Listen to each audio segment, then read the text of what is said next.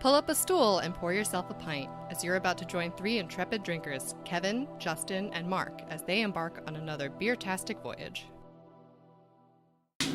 Hi, everybody, and welcome to another episode of Beertastic Voyage. My name's Kevin. I'm Mark. I'm not Justin. You dropped. Yeah, we talked about this ahead of time. I feel like we had a plan. Yeah, there was a plan. It's been fucked. And like plan is fucked, dude. The plan is fucked. You be Justin and introduce me afterward. It's all good. We're not going to do it in a second time. This is what we do. No, we don't do that. We don't do that. That's not a thing that happens here. Yeah. That requires work, fucker. That's not happening. I know you don't watch the YouTube, but if you did, you would know that literally almost no editing occurs. Yes. Perfect. So, that extra voice that you heard is friend of the podcast and excellent brewer himself, Mr. Gregg Kelley. Hi, Greg. Hello, Beertastic Voyage. Long time coming. Many of you have heard him breathing into voicemails. Yes. In fact, at the end of this episode, you're going to hear him breathing into voicemails. It's actually my specialty. There we go. Some people think it's brown ale. So, we have moved to Studio 2B here. We're down in Justin's brew dungeon. Otherwise known as the land of the clusterfuck. Yeah. Where we've had some technical difficulties, but they've got a brew going, and it's getting up there, so he's going to want to go spritz it soon. And I'm just going to keep... So if Justin leaves, it's because we're doing a little bit of work while we're doing this stuff. Greg, what did you bring for us today? You brought a bunch of homebrews. Can you give us a quick rundown on some of the things that you brought with us? Yeah, so we're going to start it off. I have a British brown ale.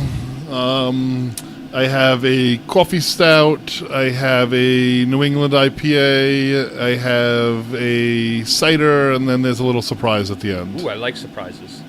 So while we poured this one out, this first one, the English, you said? Yeah, it's a British brown ale. British brown, all right. And while we take a couple sips of this, can you give presumably you've had quite a bit of this already.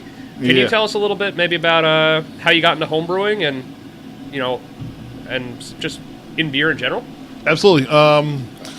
My homebrewing experience started through my brother, and I would say we're maybe like 8 or 9 years ago at this point, where he had been brewing already, had gotten involved with Long Island Beer and Malt Enthusiasts group, and we know a couple of those guys. Yeah, I've met a couple of them, and my whole thing is that he was going to these festivals, and I went to the festivals, and I saw him partying with these guys, and he was getting in for free, and I'm like, that sounds pretty cool, so let me jump in on your next homebrew, and I'll be part of the team, and we'll go there and put my name on the beer. And that's really what it was at the beginning, and he was writing all the recipes. He was doing the fermentation, the carbonation, and he'd pretty much tell me when to stir, and I would stir, and move this, I did not know how to brew at that point, even though I would tell people I was a home brewer. I really didn't know what I was doing at that point. It was all his knowledge base at that point. But I saw you brought a binder of knowledge now, and that was just your stuff you were saying, right? That's just you from the past couple of years? Yeah, so I was fortunate enough a couple of years ago to get equipment. One of the longtime LIBME favorite members, Ed Hahn, had passed away, and his wife, Leanne, was moving out to Colorado and did not want to take the homebrew equipment with her. And there's enough homebrew equipment in Colorado already. I'm sure there's way too much out there. So she decided to leave it here, and I was over Frank's house one day, and he said, "You want this?" He's like, "Do you have your own equipment, or you still brew at your brother's?" And I said, "I don't have my own equipment." So a little bit over 2 years ago now, I got my own equipment, and here we are. And how big is that setup that you're working on? I brew 5-gallon batches at my house. Okay, awesome. Yeah, that's a sweet spot kind of size. Yeah, it works out well for me. Well, speaking of sweet spot, this beer's hitting the sweet spot for me, man. Like, I love this style, and just the maltiness of it, that little bit the sweetness, I can drink this a lot. Can you tell us a little bit more about this one? Yeah, this has been my most successful recipe. I've now brewed it a total of 5 times, and each different version has seen some success, whether it be winning in a competition, winning a Pro-Am, winning different things. So the recipe itself, although it's been changed every time, has done very well.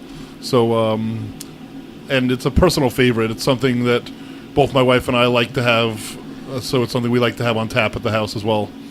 Yeah, I can see that. Like, this is a meat and potatoes kind of beer. Yeah, I honestly wish more breweries would have brown ales on tap. I work over at Po' Boy, and Bobby just put an American brown ale up on tap there now, and I was very happy when I went into work on Wednesday this week and got a brown ale because it's something that I don't think enough breweries do. No, not at all. Yeah, I don't see a lot of them, and I tend to see more of the American ones, which I tend to like this style much more. Yeah. The English style with more of the earthiness and more of the malt coming through rather than the hops. Yeah, that's exactly what I was about to say. Like, Yeah. the English version on brown ale is what I'm looking for, and that's the kind of beer that I would want to just drink all the time and can get behind. Hey, what are we going to do? Just going to have a pint, 2 pints, and hang out and drink this. Tend to be fairly average Little less ABV. bitter and not dank. Not so American. Yeah, America. Yeah, that's I don't like when breweries don't specify. It just says brown ale. Yeah. I always wonder myself. When that happens, because I really don't like American brown ales very much, I tend to either not order it or try to get a tiny bit of it to taste, try to not be a pain in the ass. But, mostly speaking to Dr. Beer, who actually ordered a flight today, even though he doesn't like when people order flights. Well, he Spritz. wasn't behind the stick, so, Justin, Yeah. Spritz. It's funny watching Justin get up that fast. Listen, dude, I'm gonna give you. You're gonna have. You don't have to rush too much. I think. You had a hand signal, though. I did. I did. He did it. Oh, he did? I did it twice, I but missed it. he was looking deep into your eyes. Yes, He most got likely. lost, like many have before. I'm sure. Yeah, so we're actually brewing a beer at the same time as we sit here Which and is do a- this right now. Normally easy. Which is a Beertastic Voyage first. In addition to having you as a guest, we are for the first time brewing live as well. Yeah, usually we've wrapped up the brewing before the recording starts, but Yeah, so Justin and I went out to Coney Island this morning to the brewery and picked up wort that they're doing their wort share. second annual. Yes, and one of our members, Angel Santiago, won it last year, so we want to keep it in-house, and we brought back 10 gallons, and although it's been a little bit of a shit show of a brew day, it's we're on our way, and we're boiling now, and we're making a beer to guard. I may not be on screen, but I'm making it easier for me to get up and not knock the entire fucking You kind table of over. are, but your face is like behind the mic stand. It's really whatever. It's really just the cord that's ruining everything. Yeah, it's fine. No, it's not the your cord. street It's getting the chair away from the table. Yeah. So yeah, today so far my electric system's wires have melted together. I fixed those, and now the brew controller will not regulate the amount of current. So we're managing boilovers with 10 gallons of wort in there. Yeah, I've got the best sight line to it, so I'm the one on patrol. Yeah. So I just want to. Will you be willing to disclose what is the hop that you put in there with that one to keep that kind of It's EKG. EKG? All right. Yeah, I really like that's a delicious, man. This is a great job Thank you. on that. Are we gonna go about and rate this here? Or are we just gonna? Bet your sweet ass we are. Okay. So I don't think since you're our Greg would have guest it and any it's other your way. beer, why don't you go first for this one? Oh, I have to be part of the rating system Oh, as well? absolutely. You gotta yes. rate yourself, man. This is something that I personally love, and I'm not saying this because this is my beer. This is something I would easily they're all put a gonna be your keg to. I will give it a keg, even though I feel wrong doing that for my own beer. This is something that I just made my 5th keg of, so I guess that's proof that I would have a keg of it at my house at all times. Yeah, And I think it that would pretty much definitely meets go. the criteria. Yeah. This would be a growler for me. It's right on the money. It's not my. I wouldn't want to have it all the time just because it's not my absolute must-have favorite style all the time. But I Right. think that it's one of the best English browns I've had from anywhere. Yeah, I'm gonna go with growler as well. Like it is. This would be an old standby for me. Like if this was on tap at my local joint, like I'd be going in and be like, all right, I'm having this. I'm having this. I'm having this. Very much appreciated. I really love it. I agree. It's a solid growler. I could, easily drink my way through said growler in a sitting. Oh yeah. And oh, carry on, Mark. Sorry. No, I mean it's a British brown, so the alcohol's not as high. It's not supremely taxing on the palate, and enjoyable. Definitely growler. Before we move on to the next one, I just want to ask one more question about. You said British brown, and when I said English before, you corrected me. Is that just a nomenclature thing, or is there a difference in style on It's that? just based upon the way it's worded in the BJCP guidelines. I'm a BJCP certified judge, and Okay. just the way I'm used to saying it. Okay, got it. So calling it an English brown is just like Same thing. the street version, but whatever. Same exact thing. Okay, I was wondering about that. I'm like, is there some kind of weird distinction? Because it could be that nitpicky. On that front, no, but there is a distinction because there is, what is essentially a historical style. London Brown Ale. London Okay. Brown Ale. I have to do one. I've read described as the Coca-Cola of beer. Yep. Interesting. It's literally supposed to be like cloyingly sweet. So it was a style Think that was pounds of like lactose in the fermenter. Yeah, supremely popular as a mixer. Yep. Okay, as a mixer, I got it. For making like a black and tan or something like that. Well, no, to like, okay, I've got this really bitter, kind of old mild. I'm going to open this bottle of this London Brown Ale to mix in to make it more palatable. Okay, to blend it to something drinkable. Yeah. Okay, got it. When you said mixer, I'm thinking almost like beer cocktail, not blending on a larger size. And one of my one of the ones that we had earlier on the podcast, way back, Lithology, their brown ale. I happened to be in the neighborhood last week, so I picked up a 4-pack of the brown ale. My wife had seen they did a chocolate covered strawberry stout thing for Valentine's Day. I stopped in. They had it on nitro, so I couldn't get any to bring back for her, but since I was there, I couldn't not buy something. So I'm like, yeah, I'll take the 4-pack of the brown, absolutely. So, And I like their brown. yeah, that's a good one too. What's the name of that again? Just I brown think ale. it's just Lithology brown. Yeah. Oh, okay. Yeah, just straight up brown ale. I was I was thinking of Rockhammer. I'm like, no, that's the vanilla porter, Yeah. I think. But it was pretty good. But I was the strawberry chocolate covered strawberry thing was pretty good. But it so happens. So this next one comes out of this tiny little jar. Yeah, it looks here, like which an I love. overgrown mason jar. The jar itself is from my friend Mike Menente, who was living down in Charleston, South Carolina at the time, and sent this up to me as a little gift with a beer exchange that we had made. Okay. And I personally love the little jar itself, just to bring beer to share with friends or whatever, so it's perfect for this one. The next beer itself is it's an American stout that I had added coffee to. Okay. To give you the background on the beer, we did a collaboration and a little bit of a wort share over at Ryan Cook's house. And for those of you guys who don't know Ryan Cook, he's going to be opening up 27A Brewing Company over at Lindenhurst. Excellent. And what we did is Ryan had just bought his 3-barrel system, and in order to become more comfortable on the system itself, what he wanted to do is do a couple practice recipes at his house. So he had asked myself and Mike Ingenito to write up a dark beer recipe. So what we did is we wrote up an American stout recipe. We brewed 55 gallons of it, and everyone brought home their own 5-gallon batch and did something different to it. I had left over a pound of the coffee that they use in the Goose Island Bourbon County coffee. Okay. And I used a half a pound of that in this. So it's just the regular American stout with the coffee added. I did a vodka tincture in the secondary to add the coffee. You definitely get a lot of coffee on the nose. Yeah. Yeah, then the on the flavor side of things, the coffee's there, but it's in a really well-rounded way. It doesn't at all interfere with what I think is even the roast of the grain or the hop character. Yeah, I like it. It's not, to me, it's not quite as quaffable as the brown is, but it's a nice progression forward from the brown to go from that to this. Like, it's almost like, hey, this is the brown's big brother. Like, we're gonna hang out with this guy now. And I really appreciate the strong coffee flavor to it. It's not muddled up by anything else, and it's not overly roasted coffee flavor where it tastes almost burnt sometimes that you get. It reminds me a lot of the Folgers Black Silk coffee that I drink. Yeah. There you go. One of the things that people struggle with bringing coffee into a beer is trying to avoid that green pepper flavor.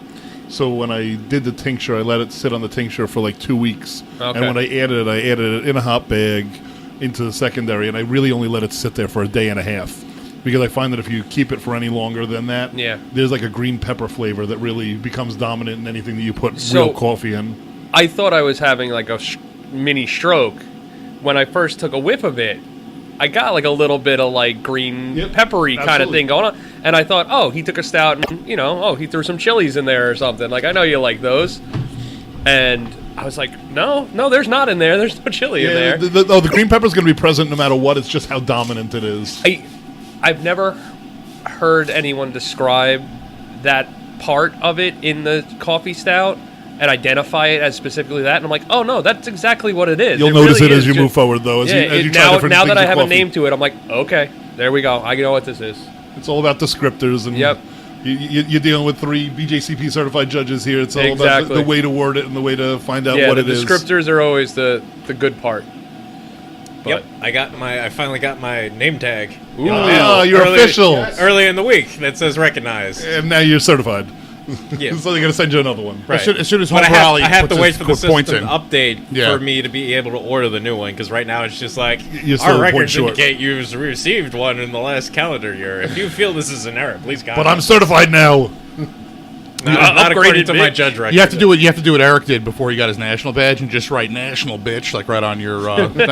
I thought he used a label printer. He did. Oh yeah. Yeah, I it would have don't been have better one if of it was those. ghetto and he just Can wrote you just it. get one of those, like, hello, my name is stickers and just That's put that what they leave. Yeah. They leave them there for you. I refused to wear one because I didn't have I was in protest. Okay. That they hadn't sent me my name badge from August yet, Oh, okay. or really November, I guess. Well, I can get behind that one again. Justin, why don't you get us started on a rating for this one? I like when Greg goes first because it puts him on the spot. Yeah, I wouldn't do anything more than a bomber with something like this. I wouldn't want to have it. I've actually, to be honest with you, I've had this on tap at my house since August. Okay. So if that tells you anything about how long a keg of this has lasted in my house, Yeah. it slowly but surely goes. But I'm at the very end of it at this point. But again, that's from August, and we're talking the end of February now. Yeah. What I would say is that it holds up. Obviously, being a stout, it's going to hold up, but it just shows you like how long you can really have a beer in kegs. Everyone always kind of like wonders how long can I have a beer in a keg before I need to change it out. And obviously, this is still.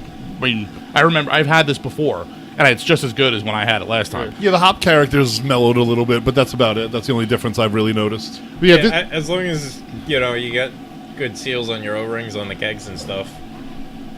Is this the one Should that... be Did you fine. bring this one to the party at his upstairs during the summertime? The barbecue, right? Where there was something that you brought. Can I say maybe? Sure. no, Because probably I don't remember either. so- probably not because this was made in August, and he No, came over Labor in Day. May. No, he didn't come over for Labor Day. Because No? he came over the day of the release of the Maybach, which was Okay, much yeah, earlier. yeah, that's what I was In my thinking. backyard, I brought over. Yeah, that was Memorial Day weekend. That's what I was thinking of. Yeah. All right. So for me, it's going to be a bomber as well. Mostly because it's not something I could drink a lot of in one sitting. It's a phenomenal beer that I love. It's one of those ones that I think is a 5 out of 5. But as far as how much I want to drink sitting down, it's going to be a bomber. Yeah. I'm going to keep it rolling with bombers because that's the exact right amount for this, I might even just, just as my always, find another vessel to store it in. If we had the tall boy glasses, or like a liter beer would be perfect to this. Liter of cola. Yeah. I don't want a large Farva. I just want a liter of cola. Oh, man. What about you, Mark? I'm in agreement. It's a bomber. It's much more strongly flavored, and after a couple glasses, your palate's just gonna kind of be shot, and you're gonna be looking for something a bit crisper. Yeah, I think we're all kind of in agreement on that one. And you mentioned you want got something a little this already, crisper, and I think that's what this got next this one's going to already? be, right? Say it again. I said Mark mentioned that he wanted something to be a little crisper to follow up with it, and I think that this looks like it might fit that bill. What's this next one that we got? Yeah, so we just poured out a recent New England IPA that I brewed with Austin Shevlin, one of the LIBME members over at Okay. his house. He had just... Justin's doing aerobatics over here. Or aerobics. He's doing the floor routine. Yeah, he had just gotten a half-barrel fermenter, so we got a little creative with our mash and our boil. We did a double boil, and we made a nice New England IPA, and I know how much you guys love your IPAs. So this is Austin and I's New England IPA where we used Citra, Galaxy, and Mandarina Bavaria hops in it. When you And say you did a double boil, what does that mean? Pretty much, he doesn't. Because have... I'm pretty sure that you didn't put like a big bowl on top of a pot that had water boiling in it. No, so what we did, we had to You're get not melting chocolate. we had to get very creative with Chocolate. this one. We had actually the mash tun that he had couldn't hold all of the grains, so I brought my mash tun over as well. So we had 2 mash tuns going, and then of course the kettle wasn't going to be able to hold all the wort, so we needed 2 kettles to boil with. Gotcha. Okay. So we had 2 boils going at the same time, and it came out like this. So Oh. This is interesting. I like it. It's got a little bit of a. Oh man, that's good. I like the aroma on the front of it. It's got a little bit of the creamsicle thing going on to it. I didn't mention there is lactose in it as well, so it's Okay. considered a milkshake IPA, I guess. Gotcha. Yeah, it's got a little creamsicle feel going on to it. That orangey citrus. The Sunny D orange, not real orange, Right. but like Sunny D orange. Like the orange juice you get from like McDonald's. Yeah, exactly. Or the school orange juice. Yeah, I judged this for the LIBME Pro-Am, Okay. and I liked it then. I like it now. I think it's really good for style. If for a milkshake IPA, I'd like there to be a little bit more body behind it. But again, it not being my style, that's not my style I like to drink anyway. I would drink the shit out of this. Needs rye. Everything needs rye. Yes, it does. It needs rye to turn it that nice yellow, that nice pasty shade. Yeah. Yeah. The Needs to be a little more taupe. I've brewed, I think, 1 beer in like the last 2 years that didn't have any rye in it, and that was the Pater's beer. oh yeah, that's right. And I didn't think about it until too late, and I was like, And I know you listened to that changing it Brewlosophy now. podcast the other day about the rye, so that's got me itching. Yep. I have 2 different recipes that I'm writing right now, both a black rye IPA and a regular rye IPA that I want Interesting. to start playing with as well. yes, we were conversing over the black rye IPA. Yeah, yesterday. that's something that me, Brian, and Don have been speaking about, brewing a big batch of it over at their mega system. Yeah. So when you talk about it being black rye IPA, you're saying that it's just been kilned a little bit longer, right? No, it's going to be a black IPA. so Okay, it's you're gonna making a black IPA. Yeah, it's going to with have that ro- roast okay. character, and then we're going to throw some... All right, so I thought you were talking like almost like you would say like black patent malt, like it's like it's a dark, no, really it's dark straight black roasted rye. black IPA with a little bit of flaked rye in it. Okay. Cool. Yeah, I'm behind this one, and this one for me, as I've mentioned numerous times on the show, like this is going to be my breakfast beer. Okay. Or like just that the first one of the day get me going. Like if I was doing day drinking, like I could get behind this in the morning. Yeah, Yeah, I like the might make commuting easier. it would Easier for sure and make harder, it but- easier, yeah. What I like about it is it has all the juice characters without any of the pith. With a lot of this style, a lot of times I find the pith to happen. I think that might be because people leave it on the dry hop too long. I'm not exactly the train, sure, absolutely. but it's definitely not getting pithy. I said if I had to take the train, absolutely. Oh, I'd be yeah. drinking these on the train. Yeah, well, you'd want one of the glasses so you could break it and stab somebody. Not the coffee stout? Well, and I don't know. This would be Fridays. It depends if This he's is taking for the train in or on the way back. Makes sense. Yeah, True. there you go. If it's on the way in, then he wants Yeah, this. and anyone who's drank New England IPAs and had them on tap at their house, this is a month and a half later, and this is Okay. a drastically different beer than I was drinking a month ago at Really? my house. So they really do drop out pretty quick with the double dry hops, and Yeah. in general, just those overly hoppy beers. Citrus and tropical notes that come through really heavy that they do drop out after a while. And Okay. This is a very different beer than it was, although I still like it. So what do you Yeah, think? no, there's still definitely good. I remember from LIBME's competition back in November, I judged the specialty IPA category, and Austin had one of his beers in there, and I think it placed. I don't remember for sure, but I think it was. Yeah, he the- won first place over my second place rye IPA. You want to talk about Okay. it? Well, look, I don't remember whose beer was what. Here, get this. It's got a I little just- thing. It'll get right underneath that scale. I just Go. remember realizing oh, because it was crystal clear. He didn't specify New England IPA. It was just 21B, which is specialty IPA yes. for people that. Now they have 21B7. Yes, New England IPA has its own category or future category that's at least the it's- guidelines been right. written. It's right provisional style, but that was not specified. It was just entered into 21B, and after the fact, I realized it was the same beer that I had he brought to Taps and Talons in September, and it had dropped clear in the couple of months between that event and when the competition took place. That's wild.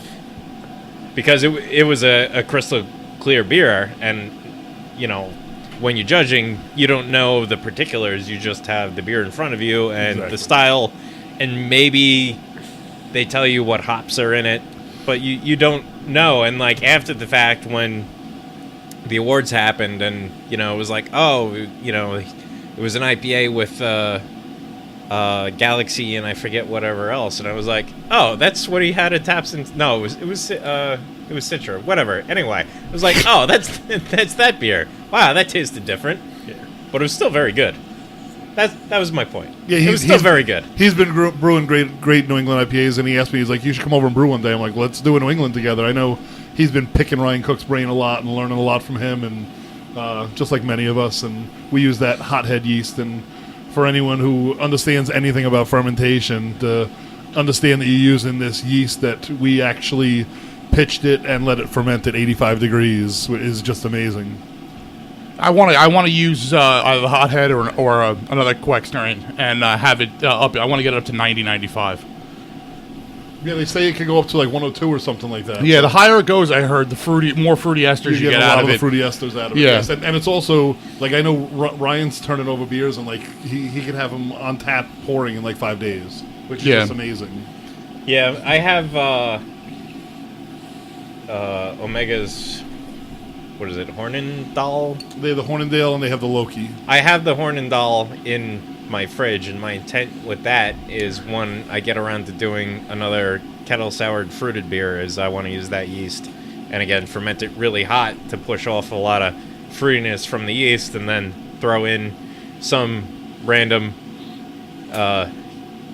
Goya or Lafay fruit puree that I pick up at Campari. Campari. I said it right the first time. It's Campari. Campari. Yeah. Well, we still got to rate. We still got to rate this New England IPA. For me, it's a growler. It's supremely drinkable. As Kevin said, there's no pith, which is usually what turns me off IPAs in general. I think that was Justin. You're fucking everything up. That was me. I get no credit, no love. I'm just kidding. Who are you? What? Who are you? Who are you? Yeah, exactly. How are we here? I'm the guy that can't build a brew controller. You're the guy that should go spritz his beer. It's so fun watching this guy run away. I'm way more agile than I look. I think the social post might just be a supercut of him, Absolutely. I think that's the best way to do this. I have to get momentum to get my fat ass out of the chair. There you go. I'm gonna start the rating on this with the one. wacky sax in the background. Yeah. Do. I'm gonna go with a bomber on this one, but it's probably not gonna be too back to back for me. It reminds me a lot of the stuff that I've had at Bobby's place, and how good that fruit flavor comes through. And I really appreciate how well he does it, and I think this would stand up with any of those. So I really appreciate that. That's a big compliment to me, 'cause I think he does them great. So I would love to. I would probably start off with one of these. Like I said, I think it'd be a great one to have with brunch, or breakfast, or whenever. And then I might come back to it later in the session, or just later in the day. Like, hey, I was drinking these in the morning, and now I'll have one of these for dessert. Why not?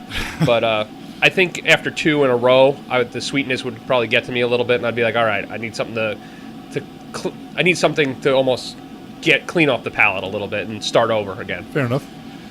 It'd be a bomber for me just because it's just not I like the hop flavor, but it tends to build on my palate. Any of the beers, not this particular one, any of this style builds on my palate. In fact, when I had to judge, especially IPAs at a different competition a long time ago, I was like, I think I ate all the crackers, at the table, not just the ones. I was judging with you there at NHC last year. Yes. Yeah, I literally ate all the crackers.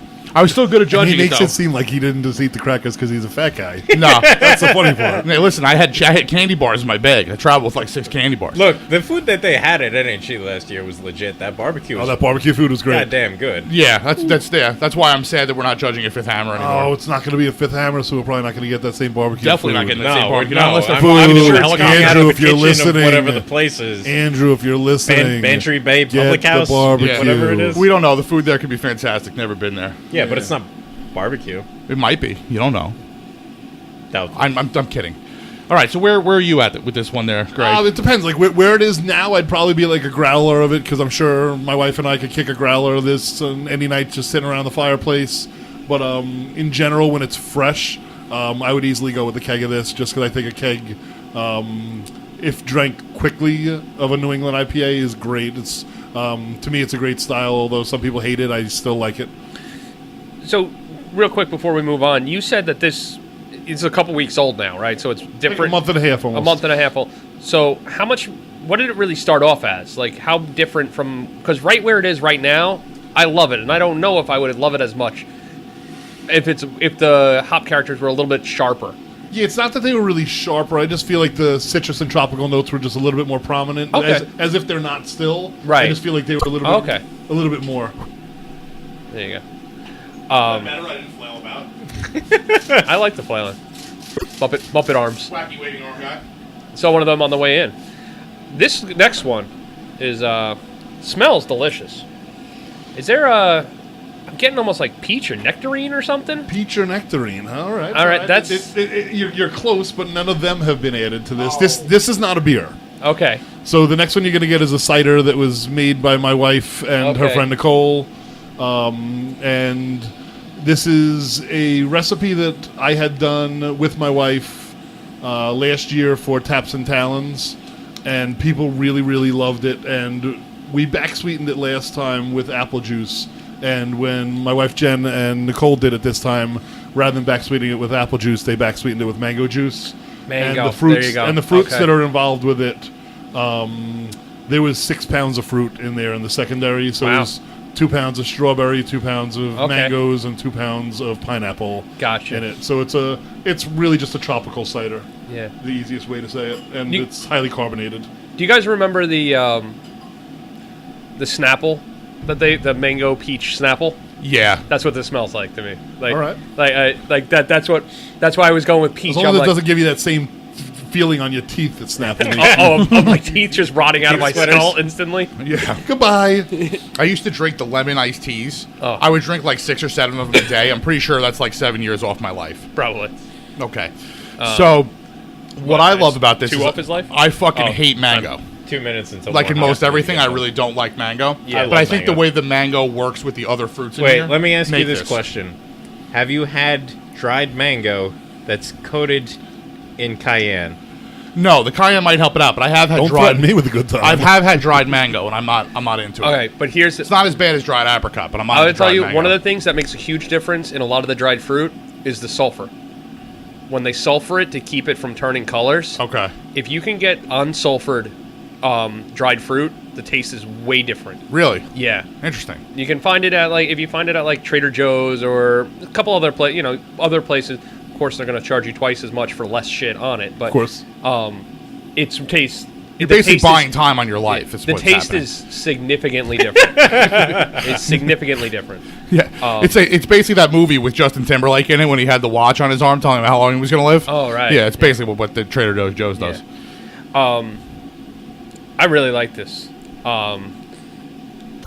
You said it was highly carbonated, and I wish it was a little brighter in the carbonation right now. Oh, yeah, well, I mean, sitting in this bottle. Exactly. But I would imagine that coming with it being a little more effervescent would make this really, really enjoyable. Yeah, I feel like the effervescence really makes the fruit character pop. Yeah. In it. So that may be the only thing that's missing to it to me, but I completely understand why that's happening. I'll explain that to my wife later when I get home. Okay. That's what you didn't like about her cider.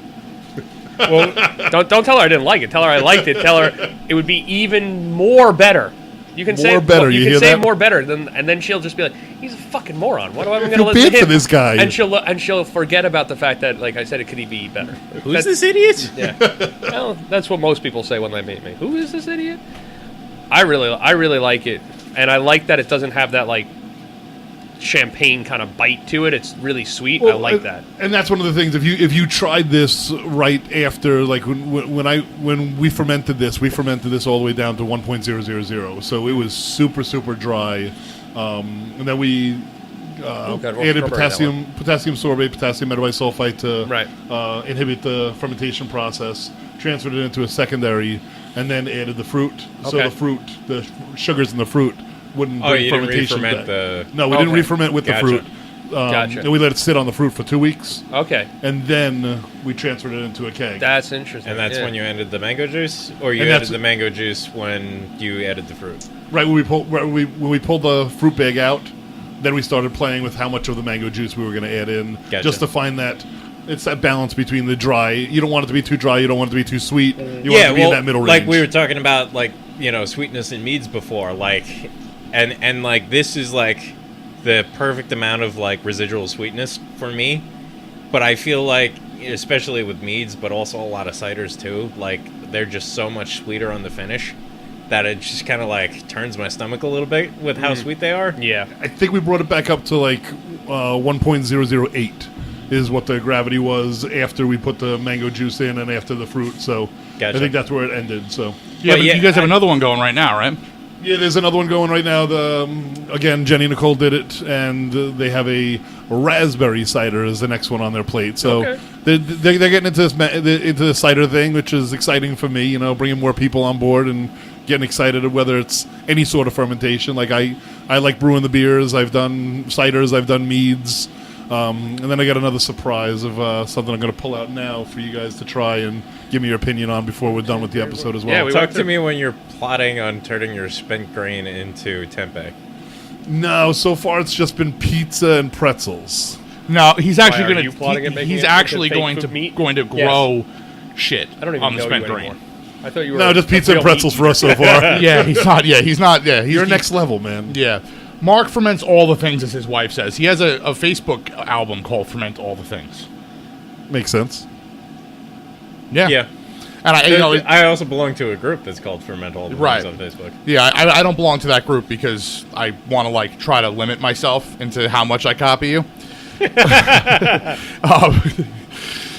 So I love this, and like I said, it basically you listed one fruit that I avoid at all costs. Like if it says mango something, like I won't even try it. And I think that you said there was pineapple in it too. Was that one of the ones? Yeah, it's mango, pineapple, strawberry Right. were the additions. And I love strawberries and I love pineapple, so I think they play well together. Again, because it's a cider, I think that it skews things a little bit. But for me, it would probably be a solid bomber. I'd like to say growler because that's how much I like it. But I think if I drank that much of it, I would probably be on speed. Yeah, and it's also 7.2%. It really Oh my hides that pretty fucking well. god! Wow, I would not have expected 7.2%. How about you, Mark?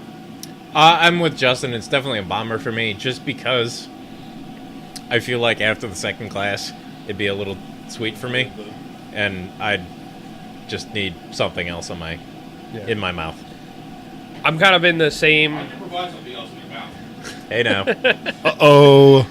I'm in the for the same reason. Just my change of pace is going to come a little bit faster.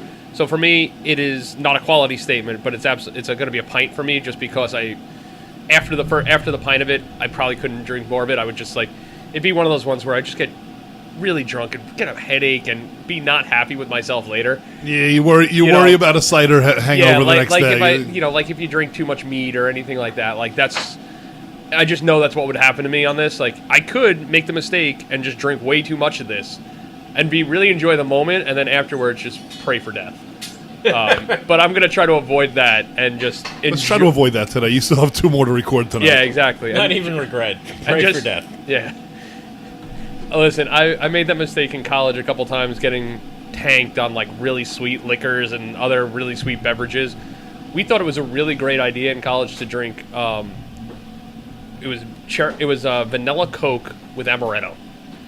It is. Do you want to talk about teeth falling out of your skull? Sweet, it was so incredibly sweet. Isn't amaretto like almond? Almonds. Yes. So basically, it turned it into I don't know. It made sense. It tasted good. But it seemed like a good idea at the time. It seemed like a good idea at the time. You got a buzz, and then all of a sudden you realize, wow, I'm so sick, I'm vomiting everywhere. Which is a lot of what college was for me. So, hey, whatever. Hey, I'm really sick. I'm going to vomit everywhere. And I thought we were there for an education. Yep. All right, Greg, where are you at? I'd probably go with the growler of this. I do have a keg on tap on my house again, so it's easy for me to say keg, but I would probably go with the growler for this. And I'd like to bring it out and share it with a bunch of people. But if I was going to sit down with it, it would. I could easily have 2 of these, have my wife have 2 of these, and we could enjoy a nice night. Yeah, I could definitely convince Rachel to, even though she doesn't drink all too much anymore, I could definitely convince her to drink. Yeah, she'd have some of this for sure. My wife would go bananas for this. Yeah. A lot of people who aren't beer drinkers who have come over my house since this has been on tap have tried this, and they've been big fans of it. Do you make them try all your beers too? It depends on who's there. It's some people are just not beer drinkers, but yeah, usually when people come to my house, it's partially. I have a 4 keg kegerator, so it's like, what's on tap? Like random people come to my house. Oh, look at that! I happened to bring a growler with me today. Yeah. Oh, I bet you expect to bring that home full too, right? Yeah. And that's part of it, I guess. And half the stuff I make, I'm giving it away for free. Yet, and I think they might get shanked if they do. No shanking. Come on, we're not. No, perfect. I would without a doubt give someone. I always have too much. I wouldn't even question it. I guess that's Depends true. on who It it would is. depend on what they wanted to bring home with them. Yeah, I suppose. I would shank them over some things.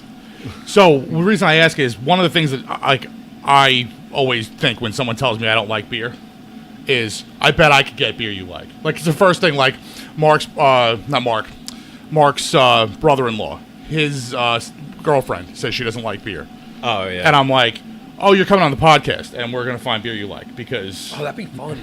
yeah, everyone like That could be your next challenge. yeah, and I want to get my friend Pete on.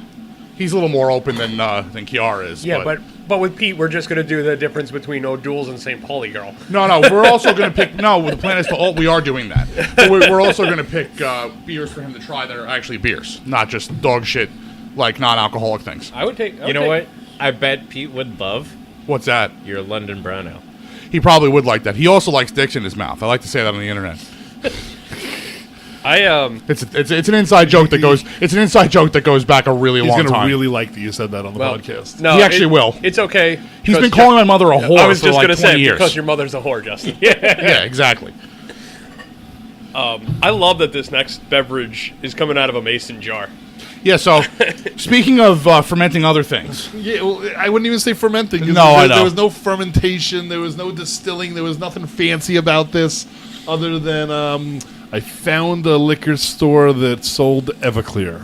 Okay. And when I found a liquor store that sold Everclear, I got Everclear, I got Captain Morgan's, I got apple juice, I got apple cider, I got cinnamon sticks, and I made an apple pie moonshine. And I figure if you guys are going to try something and you guys have a couple more episodes to do after this, I figure there could be some funny episodes if you guys have a little moonshine before you record them. Yeah, I mean, especially considering that one of them is all barley wine. yeah. God. The I'm going to take like 2 drops of that on each of those and just be like, all right, I'm good. I love them. This I had this. Mark and I had this at the meeting, and I'm always reticent to even begin to try when someone tells me Smells so moonshine good. because So good. every time I've ever tried it, it has literally lasered the back of my throat. It has basically said, "Oh hi, this is your palate," and just scraped everything off of it. This is the opposite of that. It is really actually sweet, I would say, and also doesn't give you a lot of alcohol burn, but it lets you know it's alive. You know what it tastes more like? Less moonshine. Tastes more like Applejack. Yeah. That's kind of like the vibe that I get. Like, Minus the That's cinnamon, true. minus the cinnamon, the sizer you made. Yeah. This is a similar profile. the first time I had Applejack. Which one? Blitzen? was- Yeah. Yeah, 4 is too many is the new name for that. Yeah. Yeah. The first time I had Applejack was at a one of my wife's friends' houses, and it was in like one of those random like green bottle, like no label, just like here you go, like in a green wine bottle with a just plugged in, and like here you go, hey, try this. Okay, yeah, I like it. Let's go. And we drank like 3 of those bottles. It was great. And this is really, really tasty. The only problem is Jenny had a couple friends over playing cards the other night, and, I had them try this, and they're like, "What's the alcohol percentage on it?" And I don't have a clue. I know that the Everclear is 190 proof, so There you go. I added some Captain Morgan's in there. I'm sure it's very high, but I couldn't give you a number on it. I wouldn't even know how to figure out a number on it. So It's 11.2. All I'll say I like is that. it's a lot. Yeah. Probably close to like Purple Monkey dishwasher. Yeah.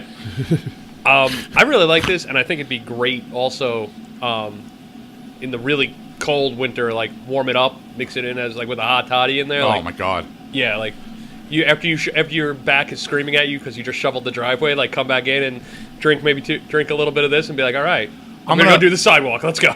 After this episode's over, I'm gonna take what's left in the mason jar. I'm gonna pour it in a thing. I'm gonna give it to my wife. I won't see her till Wednesday. Yeah. She's gonna be upstairs like, Like every time my wife gets drunk, it's like the first time someone She's smokes gonna sit weed. down on the couch, recline it, And that's and where sleep for 2 days. Right, everyone's gonna be like, your wife's dead. No. She's in a beer She's coma. in a good place right now. Just put a mirror in front of her face. Moonshine coma. Yeah.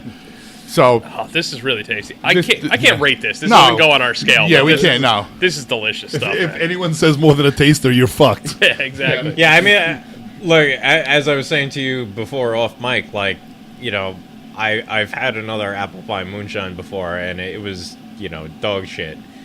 Which is why I was very hesitant to try this when you brought it to the last monthly club meeting.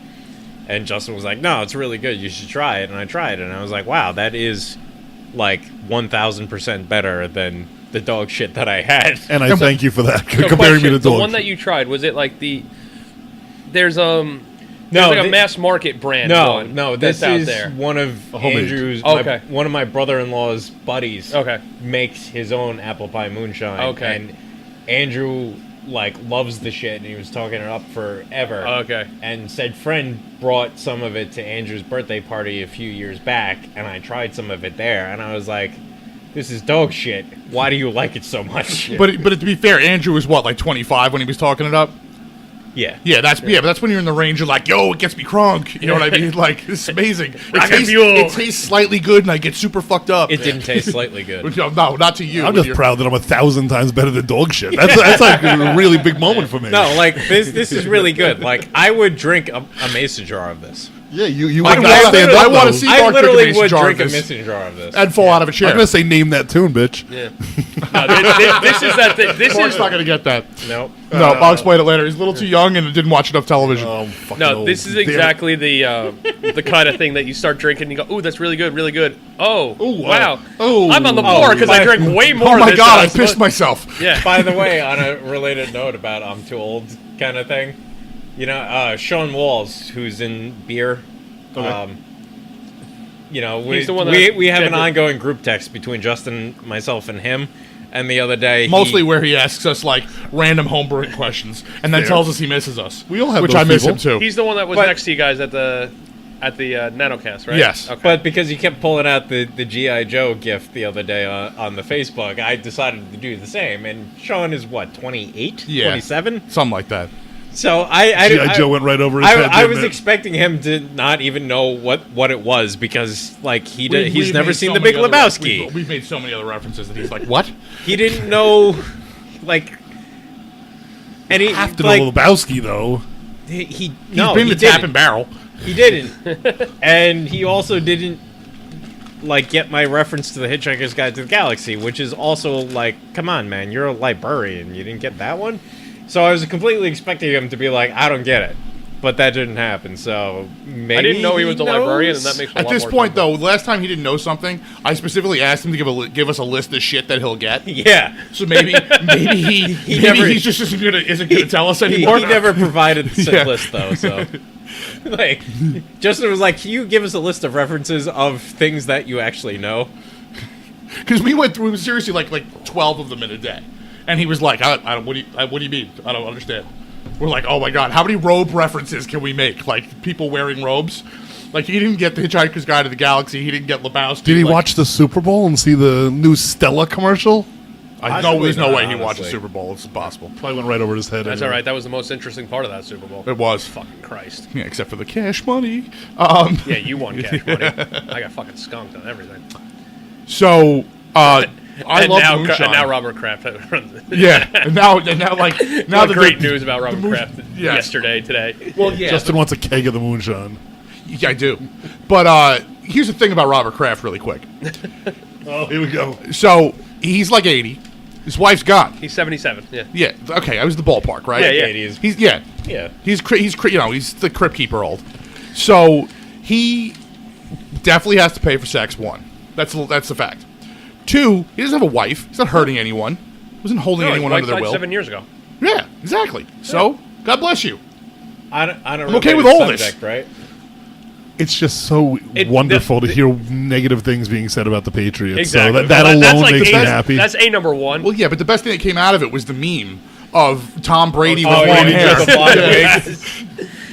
So I saw also another meme with it of they expanded on the matching game meme of it because they had Bill Belichick match it to the video recorder and Tom Brady with the deflated ball and Aaron Hernandez with a pistol, right? So now they added that hooker's mugshot and then Robert Kraft's picture as well. It's like just match him, like draw a line across. My favorite headline is he admits no wrongdoing. He was there.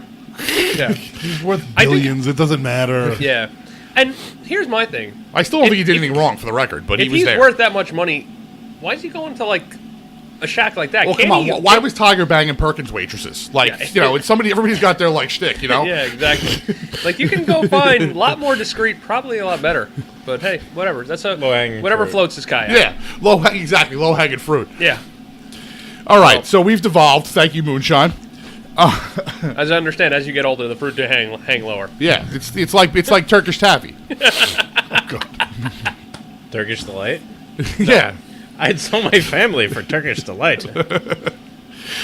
So, Greg, I have to say that it's been fun going from like randomly covering Chopped and seeing you at random places to being your friend and brewing with you and all that jazz. The beer is amazing.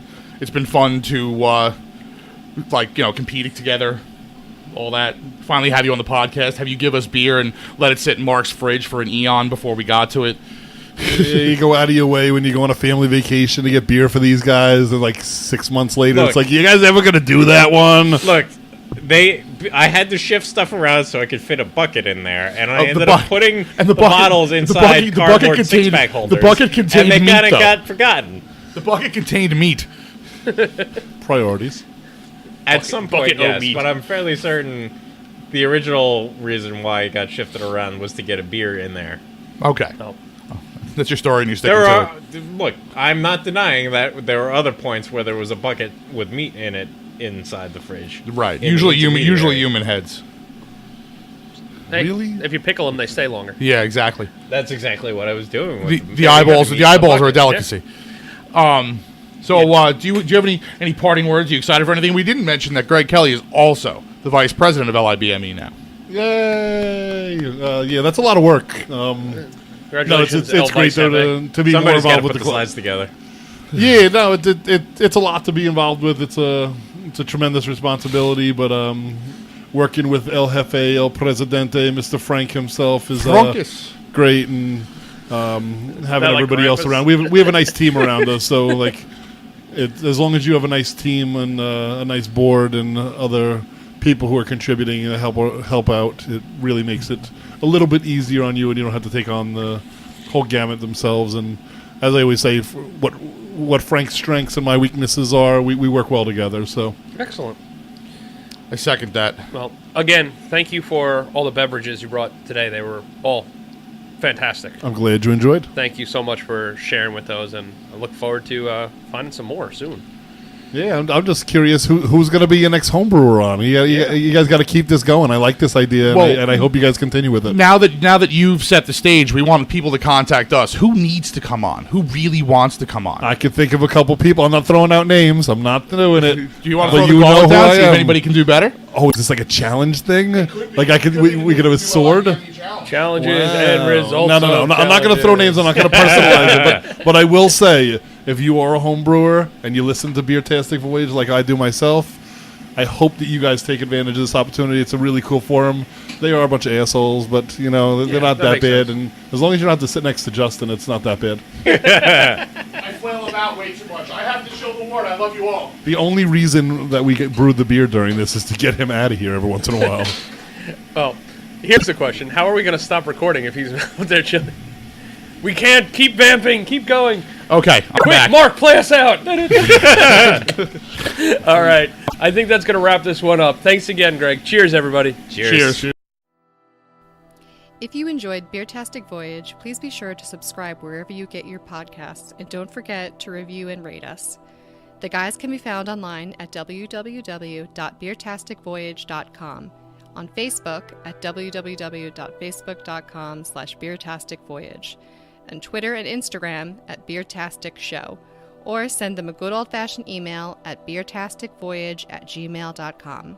Thanks for listening, and cheers for local beers.